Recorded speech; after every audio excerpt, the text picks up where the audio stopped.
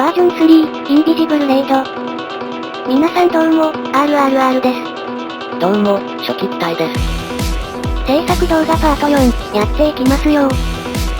前回はハットを作ったんだったな。あと雑魚敵も1体追加しました。今回は本作の特徴の一つであるコアタイプを実装します。コアタイプってなんだ？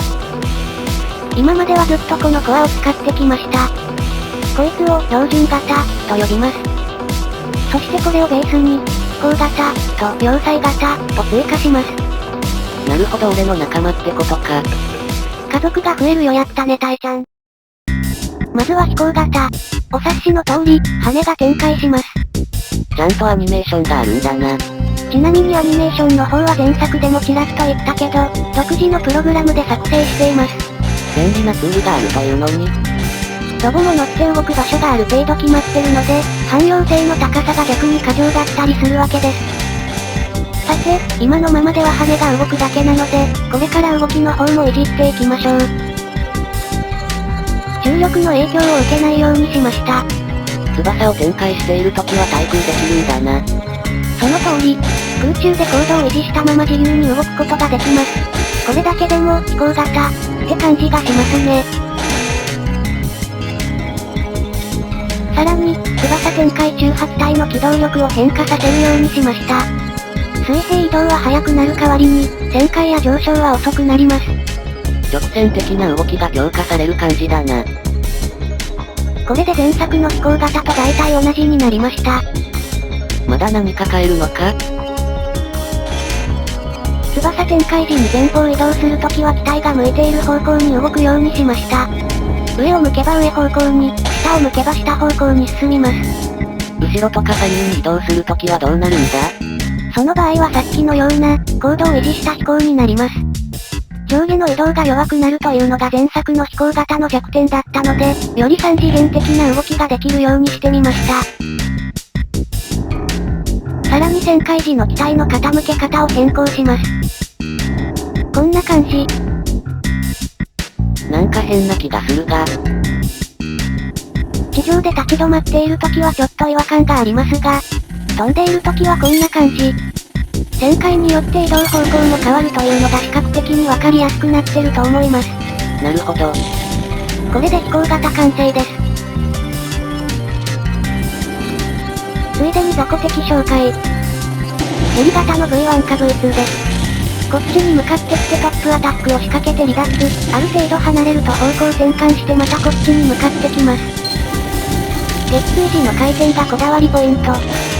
前作だと後ろを取るとひたすら逃げ回るようになってしまっていたので、今回は移動の方向転換はゆっくりなままですが、旋回速度は速めになってます。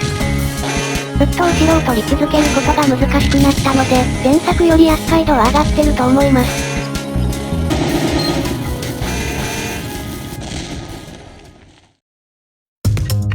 次は、要塞型、です。戦車タイプのコアだな。まだ中身は標準型のままですけどね。では、戦車っぽくしていきましょう。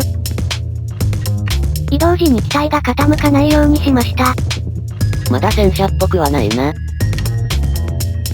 移動時に下の車体が移動方向に向くようにしました。割と戦車っぽくなってきたか？でもまだ問題があって、下が平面だといいんですが、こういう斜面だと、車体の部分が浮いて見えたり、地面にめり込んだりします。これはダサい。前作はこのままだったんですけどね。そこで床の傾斜に合わせて車体部分も傾くようにしました。旋回すると、それに合わせて車体の傾き方も変わります。エクササイズみたいだな。これで、坂道でも斜面に合わせて走ることができるようになりました。こんな感じ。あとはブレードのモーションを月にしたり、機体の空中特性を調整したりして、要塞型完成です。空中特性？今作の要塞型は地上だとブースターがなく、方向転換は遅めですが、移動速度や旋回速度はかなり速いです。一方、空中では移動も旋回も遅く、機動力が大幅に低下します。要塞といっても、地上だと機動力高めなんだな。戦車型とかの方がわかりやすいのかもしれないけど、要塞って言いたいので要塞型なのです。ついでに新武器、ロケットの紹介。全然当たってないな。ロケットは噴射射撃こそしませんが、一応ちゃんと敵のいる場所へ向かって飛びます。ノーロックじゃないのか。あまりに使いにくい武器は増やしたくないからね。当て方としては、敵の移動方向と弾の発射方向が平行になるように撃つという感じ。要するに軸武器だな。せっかくなので他のコアタイプについても触れておきます。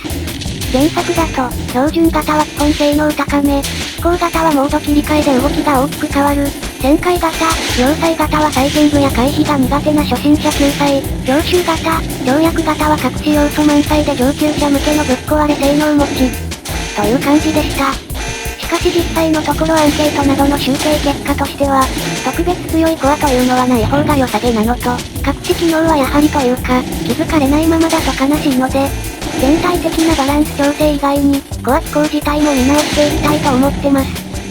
そんなわけで、旋回型と強襲型は実はほとんど実装できてて、様子部やトップウェポンウィッテアには短い動画も上げてますが、現在調整中という感じです。跳躍型については動きがキモすぎるので、実装するか自体を検討中です。意見求む。ついでにこの流れでコメント返しのコーナー。アサルトアーマーみたいなのを使える新しいコア欲しい？いいですね。今のところコア機構は移動や旋回に関わるものが多いので、攻撃や防御に使えるものがあってもいいかなと思います。案としては、バリアーとかオービットとか。まあ、1シードオービットに関しては、位置的にトップウェポンとして実装するのもありかもしれません。被弾時のエフェクトは、被ダメ時にノイズ。今のところ被弾時はカメラの振動だけですが、そのうちノイズエフェクトを追加する予定です。